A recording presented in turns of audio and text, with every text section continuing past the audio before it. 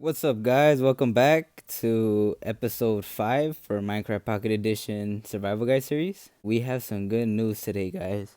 Big news for us mobile players that I wanted to mention today. Minecraft website, they released new beta features. That includes new things for the next update that's going to come out this year. One of the big key features I want to mention was updated touch controls. As you can see, this is just an image, but there are some videos showcasing how it's gonna move and feel like that. Personally, I love this. I always wanted a joystick touch movement. Hopefully we could have a way to organize these buttons and put them in certain locations, just like on Call of Duty Mobile. And I hope we could do some customizations like that.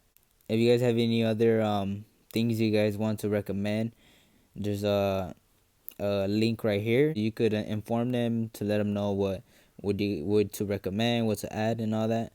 This is really important for us mobile users because it's gonna improve a lot for gameplay wise. Well, when I mean gameplay, when it comes to fighting the wither and the dragon and any other sorts of way, because it does get a little annoying like having to touch each individual button to move. Well, and with the joystick, it's just gonna help so much better with the movement, as in like you're moving smoother.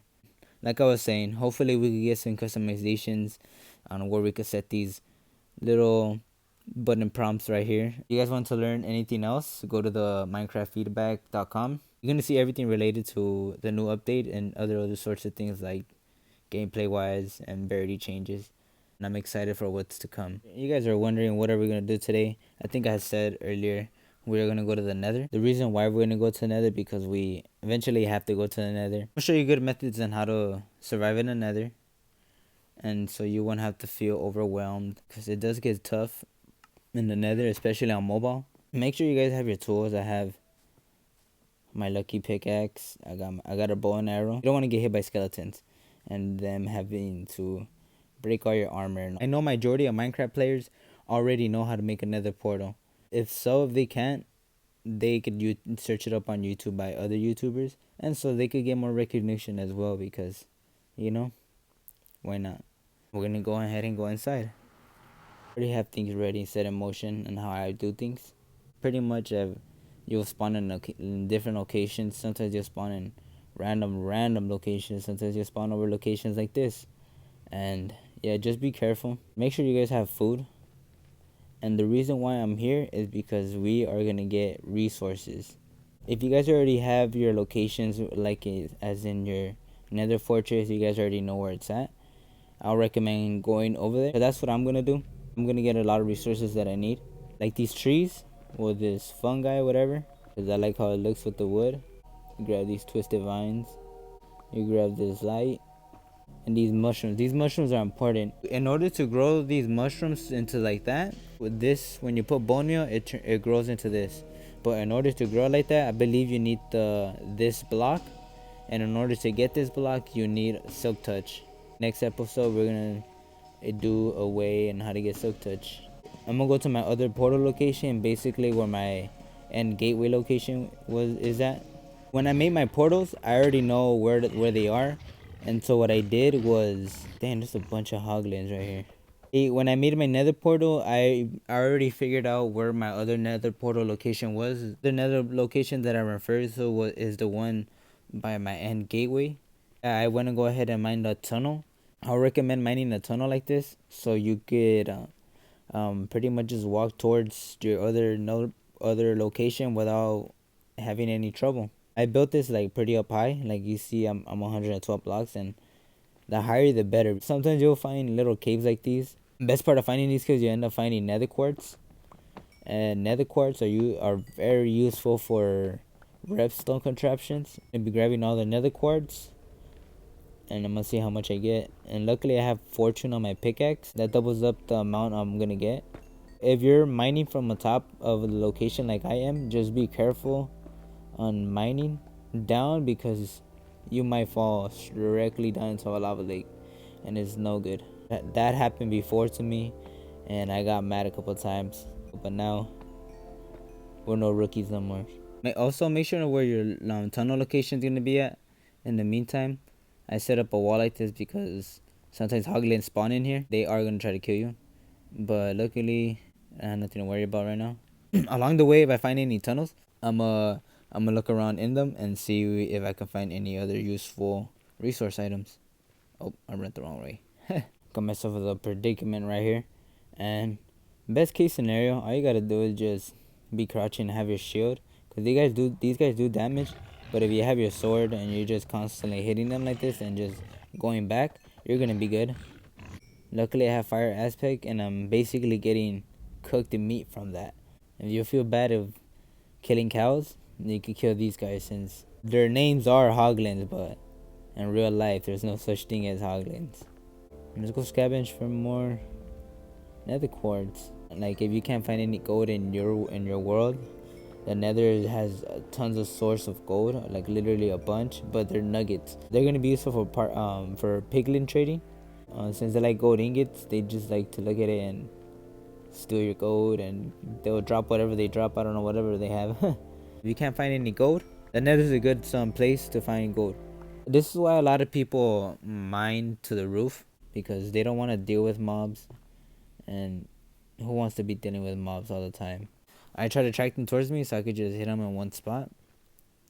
If I don't see any around, like eventually when you're like looking around in the nether, you will get lucky. But if you already did the method that I showed you guys about chunk base, you're already gonna know where your stuff is at, and you wouldn't have no problem with having to look for anything regarding looking for like bastions or the nether fortress, just like me, because I already know where mine's at. If I wouldn't looked them up on chunk base, I honestly would have took me a long ass time to look for them. Yeah, they're no easy task on finding, but if you guys like that challenge, by all means go ahead. But since we're playing on mobile, it's no easy task. Glowstone, you're gonna want to get it. Why? Because those light sources look so nice. We're gonna need as much of it as we can.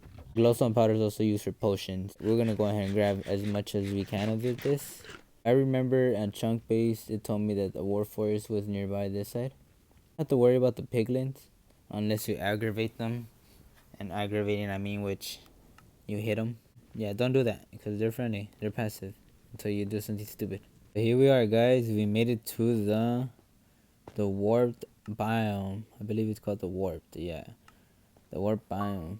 One thing I forgot to mention is, if you don't want to deal with the hostile mobs or anything like that, you're just only going for the solely purpose of trying to scavenge resource items, you can switch your game mode to peaceful. Switch my game mode into peaceful. You don't have to do it. I would recommend it if you're just only trying to get resources only, nothing else. One, we are playing on mobile. That's one reason why we can switch it to mobile. Well, it's not really an excuse. There's no rules on how to play Minecraft, and we're just trying to make it easier for ourselves. Most of you people might have luck, but majority of us might not have luck when it comes to finding these biomes and other sorts of things. Like me, I didn't get lucky, and I had to travel a good distance to get over here. It's not a safe area to walk by necessarily, but nonetheless, I made it. While you're here, grab the most you can, like the twisted vines and the warp fungi and the logs. Like I was saying, if you have chunk base, you can find these structures like nothing. Luckily for me, I spawned near a bastion. If you're wondering how I got that enchantment diamond axe, I found that in the bastion. So this is my portal that goes to my end gateway. And if I go over here, I'm gonna find a bastion. And I already looted this bastion. There's three type of bastions. There's this one and there's these other two. One I'm at basically is the biggest one because it contains houses, it contains more chest loot, and then all the way in the bottom it contains a very useful thing. I do want to grab most of these lanterns, but since I already looted this place, I don't want to go back in here and have to go back out, because it is kind of hard to get back out, because I do want to show you the nether fortress. I already scavenged this in the second episode, I believe. That's why it's always important to do exploring, and that's how I was able to find this enchanted pickaxe, and it's been coming through so well as of lately. I do want to get the lanterns, but I'm gonna come back to that later. This is why we're in the nether, because we're exploring every single aspect of it, all the useful things that we need basically. We're gonna go ahead towards our nether fortress. Ladies and gentlemen, we found our fortress. Some of y'all might get lucky and spawn right near it, just like how I spawned near Bastion. It's usually like that, and it happens. It happens to the best of us. I need to go down there, but I do need to be careful because the whole thing in the bottom is a lava lake. I've been here before because I wanted to get blaze rods. Honestly, I should have waited for that, but nonetheless, we're here. Really, I already know where my blaze farms are at. So I'm probably gonna set up a portal right here in this area because I want to make a little room. There's two spawners near us, and that could be really useful. We could set them up together in a way. In order to have the spawner active, you have to be 16 blocks. Spawner's still active from right here, but if as soon as I move a block away, that spawner won't be active no more. We could find a way to use that to our advantage in order to spawn lots of blaze rods and have them fall in one spot, and we could kill them in one spot. We have 18 blaze rods. I think I want to get a couple more. From there, we're going to head back to our base because we got all the useful items that we need for the nether for now. Right now, early game, you really don't need to go. You really don't need that much things in a nether unless you want to start a base there. Other than that, all the useful items like nether quartz, the fungi, the mushrooms, and the shroomlights and the blaze rods, those are all valid to come and get. Blaze rods are used for potions, and you can use it as fuel as well. Once in a while, if you have looting 3, these guys will drop wither skull heads. Now we have to go back to our base because we got all the important resources that we need. Oh, that's perfect. Eventually, we're gonna make a farm. Since they're spawning right there, that's gonna be so perfect. I'm gonna go ahead back to my base. We made it back to our base. All the stuff that I got, I'm gonna put it away. Now that we have all the stuff from the nether, what we're gonna do next is we are gonna be mining for ores. We already went to the nether, scavenged for all the resources that we need, and we're set. I'm gonna show you what I do for mining.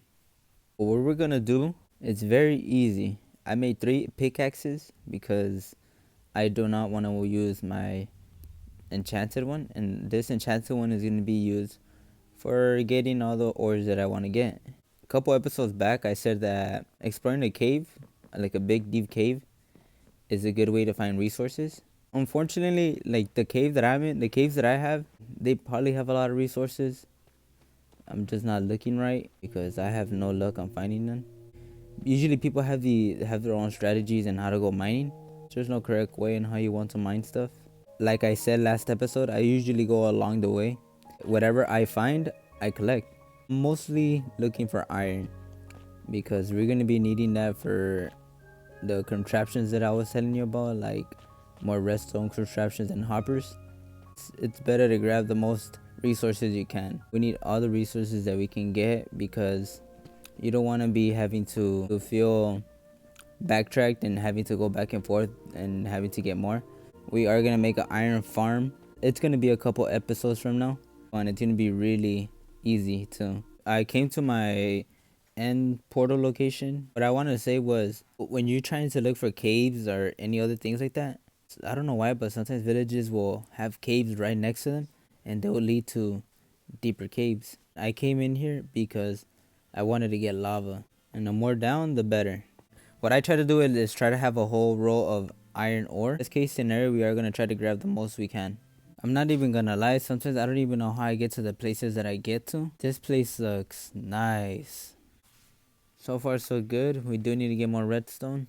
The other method of wanting to scavenge stuff is the cheating method. The cheating method requires you to download a X-ray mod or resource pack, whatever.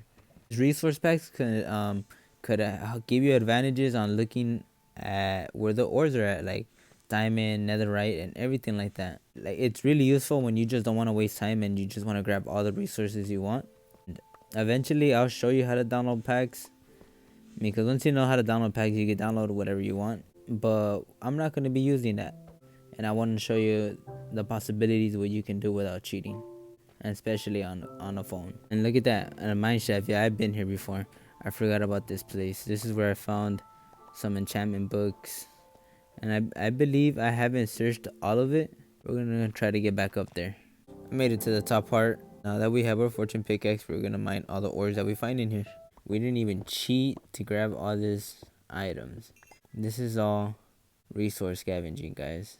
I am trying to find more redstone. I'm gonna try to collect another stack of redstone, and from there I'm gonna go back to my spot. Just finishing up grabbing the last of this redstone. We got a good amount of stuff. We have a plenty amount of good stuff. I'm now gonna head back to my starter base. We basically are done with our adventure today. Let me catch you guys at my base real quick. Ladies and gentlemen, we made it back to our base. The funny part is, we didn't even use a lot of durability in our pickaxes. Look how much ores we found. The method that I did was I go in caves, go along inside the mine shafts, and I'll try to scavenge as much as I can while I'm going along the way. And I noticed when you're trying to look for it, it takes a longer time. But when you're just going around and looking around and mining as you go, you will grab as much stuff. We didn't cheat or anything like that. This is to show you guys that it's possible to do things on the mobile device. I know how difficult it can be when playing on mobile. Look at all the stuff that we collected, guys. We have a lot of lapis. If you found almost about a stack of diamond, you really just need about that much, unless you're going to be doing some other things like creating a bunch of armor. Other than that, I am set with the things I need. We went to the nether. We grabbed all the resources that we need. We went mining. We went scavenging for a bunch of important items. Like I was saying before, I'm glad they're actually revamping the touch controllers for the mobile devices. There's going to be a bunch of good news ahead for us mobile players, and I can't really wait. I hope this video helped when it comes to going to the nether or resource scavenging. Hopefully you guys found this video very informative and taught you guys better methods on how to play on your mobile device. Thank you guys for watching. Like and subscribe. My name is Animated Didi, and I'll catch you on the next one. Later, y'all.